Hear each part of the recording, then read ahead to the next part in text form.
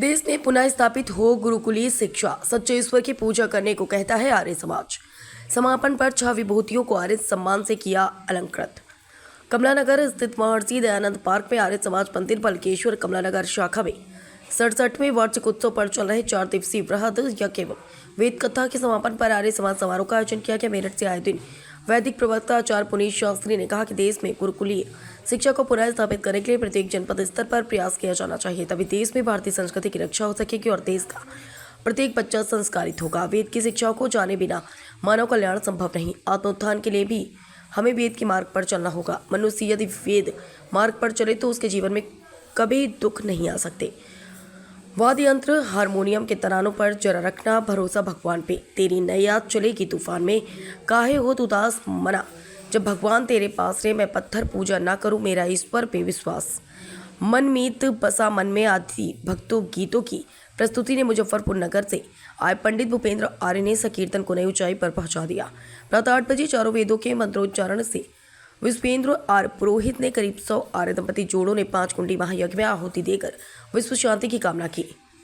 भजनों उपदेशक पंडित भूपेंद्र आर्य ने भजनों के माध्यम से बताया कि आर्य समाज सच्चे ईश्वर की पूजा करने को कहता है।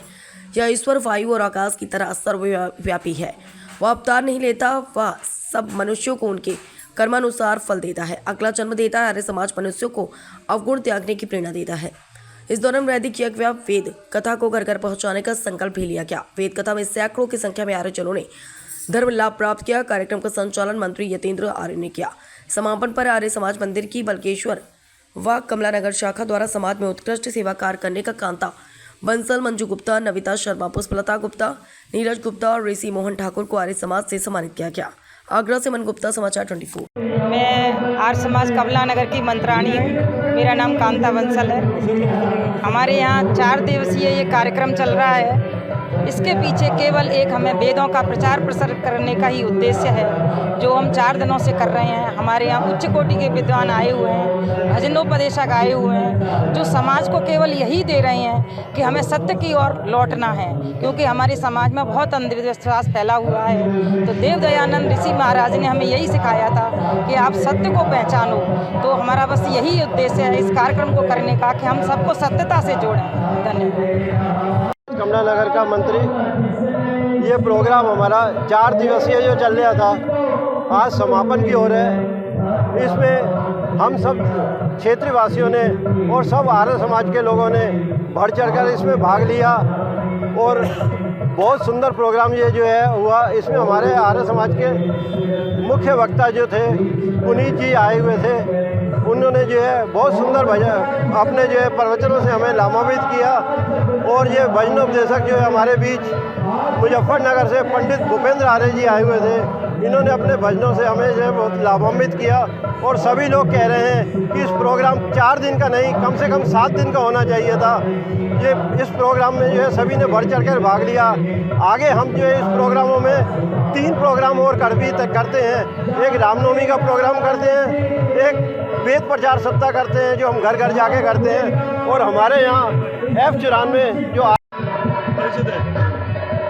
मैं अवनीत कुमार गुप्ता, आर्य समाज बल्केश्वर कमलानगर का प्रधान हूँ। मैं ये हमारा आर्य समाज बल्केश्वर कमलानगर के वार्षिकोत्सव के अवसर पर 4 दिन की वृहद यज्ञ एवं वेद कथा का आयोजन चल रहा है। आज इस कार्यक्रम की वेद कथा के 4थे दिन का समापन आज है।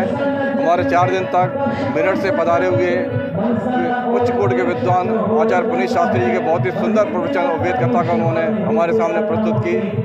और मुजफ्फरनगर से पधारे हुए पंडित भूपेंद्र आर्य जी ने बहुत ही अपने कर्णप्रिय सुंदर भजनों से सभी को आनंदित किया। आर्य समाज बल्केश्वर कमलानगर हर वर्ष ये वेद कथा का आयोजन समाज में जो ही धर्म के नाम पर पाखंड कुरीतियाँ व्याप्त हो गई हैं, पाखंड का खंडन करने के लिए और हमारा सच्चा सनातन धर्म क्या है उसकी वास्तविक उसकी तस्वीर को पेश करने के लिए हम ये वेद कथा का आयोजन प्रतिवर्ष करते हैं। आज इसकी समापन सभा है।